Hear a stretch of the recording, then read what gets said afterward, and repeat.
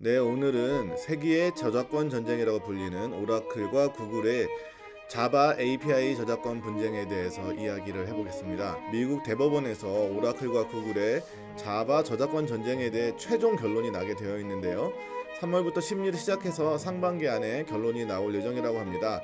결론이 나오기에 앞서 우리가 이 사안이 무엇인지 조금 구체적으로 살펴보도록 하겠습니다. 먼저 이 소송의 좀 지난 역사를 좀 살펴볼 필요가 있는데요. 2010년에 이 소송이 시작돼서 벌써 10년째 진행되고 있는데 지금까지 연역을 좀 살펴보겠습니다. 처음에는 2005년도에 구글이 안드로이드를 인수하면서 이제 시작이 됐죠. 구글은 당시 스타트업에 불과했던 안드로이드를 인수하게 됩니다. 그리고 2010년에 오라클이 선 마이크로 시스템즈를 인수해요. 선 마이크로 시스템즈는 컴퓨터를 만드는 회사인데 자바 프로그램 언어를 소유하고 있었어요. 그래서 오라클이 선 마이크로 시스템즈를 인수하면서 자바를 소유하게 되죠. 2010년 8월 드디어 오라클이 선을 인수한 이후에 구글에 소송을 제기합니다. 자바의 특허와 저작권에 대해서 구글이 침해했다고 이제 소송을 처음 제기했는데 결과적으로 다른 특허나 저작권은 인정이 되지 않았고 현재 문제가 되는 건 자바 API라는 것에도 저작권이 있느냐,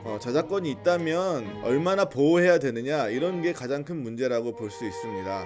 그래서 2012년 5월에 이제 1심 판결이 났어요. 1심 판결이 났는데 이때 구글이 이겼어요. 그래서 재판부는 API는 프로그램과 프로그램을 연결하는 API는 저작물이라고 볼 수 없다. 저작권이 없다고 하면서 저작권의 존재 자체를 불인정했어요. 구글의 주장이 받아들여졌고 그런데 오라클은 인정할 수 없다며 항소를 했죠. 그리고 2년 뒤 2심 재판에서는 오라클이 이겼어요. 이번 2심 재판부는 자바 API도 저작권이 있다. 그렇기 때문에 구글이 오라클의 저작권 권리를 침해했다라고 인정을 했습니다. 그런데 2심 재판부는 자바 API에 저작권이 있다고 하더라도 과연 이것을 무조건 이용을 금지하는 것이 맞느냐, 이런 이제 의문을 좀 제기하긴 했어요. 그래서 구글이 오라클의 자바 API를 이용한 것이 공정 이용의 영역인지 아닌지 심리를 해보자.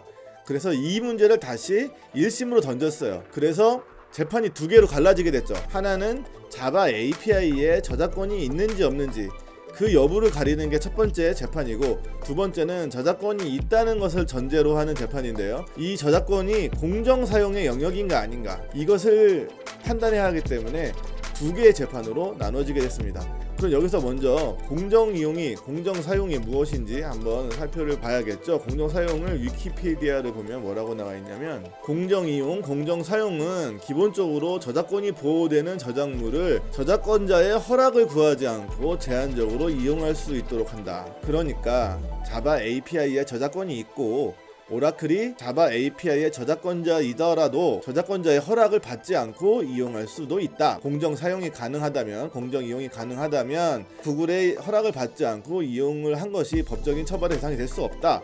이런 판결이 될 수 있겠죠. 그래서 일단 공정 이용 영역은 다른 재판으로 넘기고 이 저작권 소송은 계속 진행이 됩니다. 그래서 2005년 6월에 최종 결론이 났는데 연방 대법원은 구글의 항소 신청을 기각했어요. 결국 오라클의 승리로 최종 결정이 됐죠. 결국 어떤 얘기냐면 오라클의 자바 API는 저작권이 존재한다. 그렇기 때문에 구글은 오라클의 저작권 권리를 침해한 것이다. 이런 결론을 내린 것이죠. 그런데 이제 아까 말씀드린 대로 이게 공정 이용의 영역이라면 처벌을 하지 않죠. 공정 이용의 영역인지 아닌지 새로운 재판이 시작됩니다. 그래서 2016년 5월에 공정 이용에 대한 첫 번째 재판 결과가 나왔어요. 이번에 또 저작권 소송과 마찬가지로 이 공정 이용 소송에서도 1심에서는 구글이 이겼어요. 재판부는 API의 공정 이용은 인정된다 판단을 했어요. 그래서 구글이 오라클의 자바 API를 이용한 것이 공정 이용의 영역이다. 그렇게 해서 구글이 이겼죠.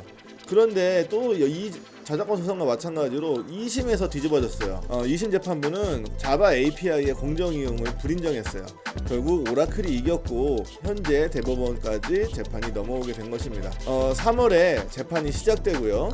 상반기 안에 최종 결론이 나온다고 합니다.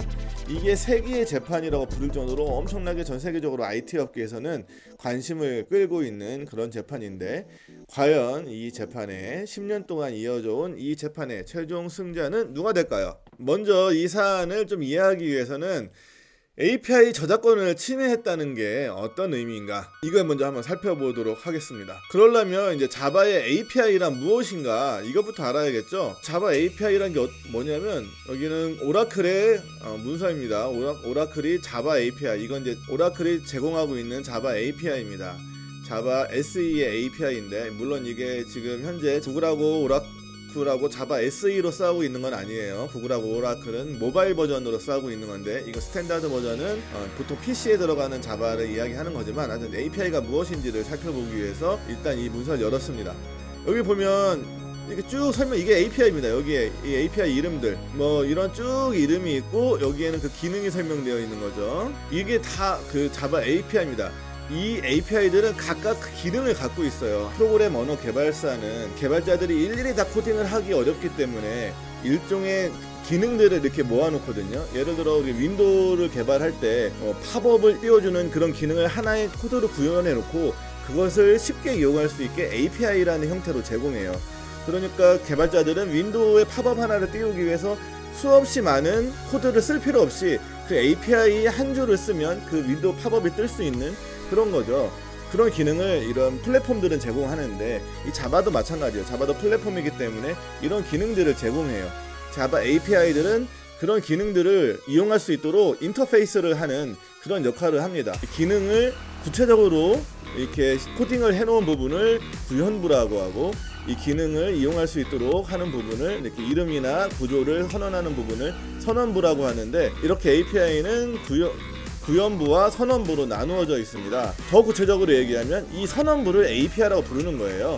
이 구현부는 이 자바 플랫폼 안에 그 개발사들이 개발을 해놓은 거거든요. 그래서 좀 더 살펴보면 이런 API가 있어요. java.lang.string.length 이 메소드가 뭐냐면 이 문자열 그 글자들이 들어오면 그 글자가 몇 글자인지 숫자로 딱 되돌려주는 그런 기능을 하는 그런 메소드입니다. 이런 메소드를 코드를 다 구현해 놓고 이런 API를 통해 이용할 수 있도록 이렇게 하는 거죠. 문제가 된 건 이 코드를 구글이 베낀 게 아니에요. 이 코드는 구글도 다 일일이 오라클처럼 개발을 한 거죠.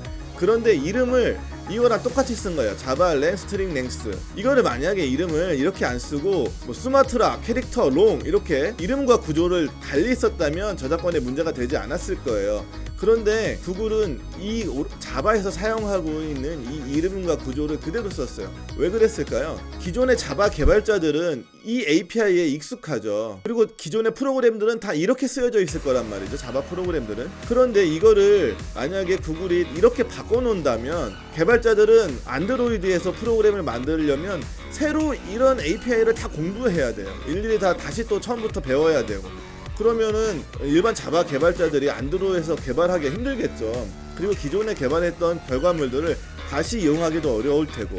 그렇기 때문에 구글은 기존의 자바 개발자들이 안드로이드 상에서 이 문법 그대로 새로운 앱을 개발할 수 있도록 이렇게 이름과 구조를 똑같이 쓴 거예요. 이 API를 똑같이 쓴 거예요. 아까 말씀드린 대로 이 구체적인 구현물 이 기능을 하기 위해서는 일일이 다 명령을 넣었을 거 아니야. 그런 기능을 할 수 있도록 그 일일이 명령은 자바 걸 가져온 게 아니에요. 그 프로그램 코드들은 자바 안에 그대로 있고 구글은 그 코드들을 새로 만들었어요. 그리고 모듈로 만든 거죠. 이 API는 그 모듈을 이용할 수 있도록 호출하는 그런 이름인 것입니다.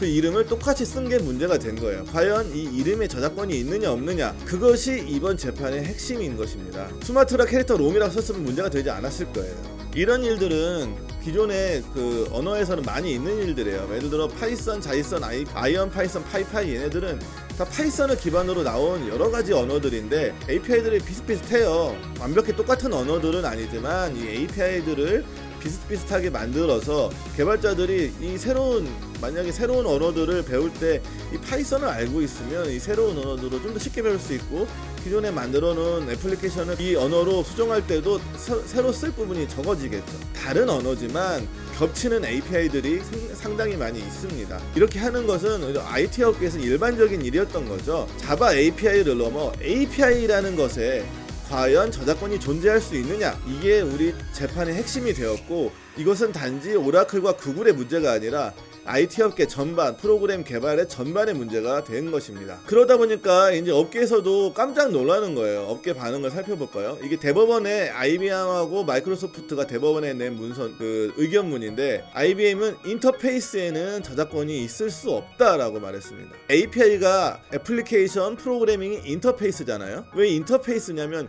일일이 구현한 그 기능을 내 프로그램과 연결하는 그런 인터페이스인 거죠. 인터페이스에는 저작권이 있을 수 없다. 이 단순하고 강력한 원칙은 지난 60년 동안 기술 발전과 경제 성장의 초석이 되어 왔다 라고 IBM이 말했습니다. 왜 이렇게 말을 하냐면, 그냥 내가 일일이 처음부터 다 개발을 하려면 기술 발전이 더디죠. 기존에 개발해 놓은 성과들과 내가 새롭게 개발하는 것과 이렇게 맞물리고 서로 인터페이스가 돼야지 새로 처음부터 하나하나 개발하는 그런 수고가 줄어들겠죠. 인터페이스가 활달할수록 혁신은 더 많이 일어날 수 있기 때문입니다. 마이크로소프트도 법원이 지나치게 공정이용 개념을 좁게 해석하고 있다라고 이제 법적으로 의견을 냈습니다. 1980년대 IBM PC에 바이오스 API를 사용할 수 없다면 불가능했을 것이라는 게 이렇게 되겠죠. PC 산업 성장이 불가능했을 것이다, 이렇게 되겠죠. 전자 프론티어 재단은 이렇게 대법원에 의견을 냈네요. 자바 프로그래밍 언어의 기능적 측면에는 저작권이 없으며 설령 있다고 하더라도 새로운 컴퓨터 코드를 만드는 데 사용하는 것은 공정 사용에 해당한다. 연방순회법원의 판결, 연방순회법원은 2심을 말합니다.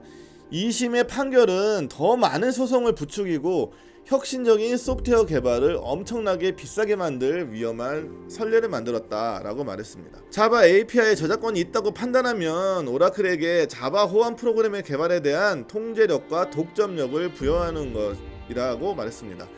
그렇겠죠. 자바 호환 프로그램을 만들 수가 없는 거예요. 왜냐하면 API를 쓰면 안 되니까.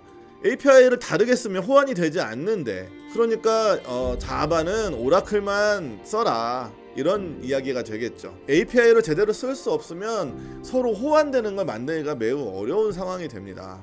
그래서 제가 흥미로운 기사를 하나 봤어요. 이게 외신인데 아스 테크니카라는 매체에 나온 글인데, 우린 영어를 잘 모르니까 이걸 번역해서 볼까요? 오라클은 아마존의 API를 복사했습니다. 이게 복사했다는 게 이제 복제했다는 거겠죠. 복제했습니다. 저작권 침해인가요? 이런 도발적인 그런 제목인데요. 이게 무슨 얘기냐면, 오라클도 아마존의 클라우드로 말합니다. 아마존 클라우드와 호환되기 위해서 API를 똑같이 썼다 이겁니다. 그 아마존의 S3라는 저장소가 있는데, 거기에 데이터를 올렸다 내렸다 하려면 API를 사용해요. 오라클도 클라우드 서비스가 있거든요. 아마존처럼 데이터를 저장하는 공간이 있어요. 사람들이 거기에다 데이터를 올리게 만들고 싶어요. 그러려면 어떻게 해야 될까요? 개발자들은 이미 다 아마존의 API를 이용해서 개발을 해놨죠.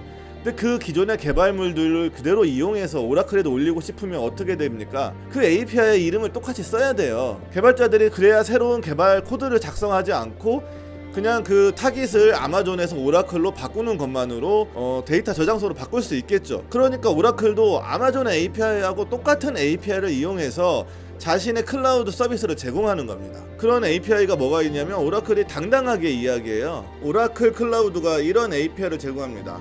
아마존 S3 컴패터빌리티 API, 아마존의 API와 똑같은 모습의 API를 제공한다, 이런 거죠. 물론 이제 오라클도 여기에 반박을 한 게 있습니다. 결과 이 기사 내용을 보면 그 아마존 SDK는 오픈 소스이기 때문에 괜찮다, 이런 이야기가 반박이 있긴 한데요. 어쨌든 오라클도 상호 운용을 위해서는 어쩔 수 없이 API를 복제할 수밖에 없다, 그런 얘기겠죠. 네, 오늘은 오라클과 구글의 자바 저작권 전쟁에 대해서 알아봤습니다. 여러 번 말씀드렸다시피 이 문제는 구글과 오라클 두 회사의 문제가 아니고 IT 업계 전반에 굉장히 중요한 이슈입니다.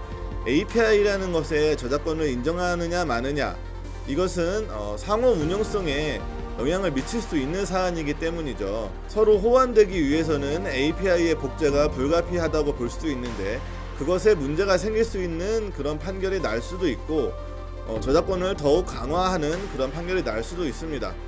이 결론이 어떻게 날지는 모르겠지만 IT 업계 사람들은 주목할 필요가 있는 미국의 대법원일 것 같습니다. 감사합니다.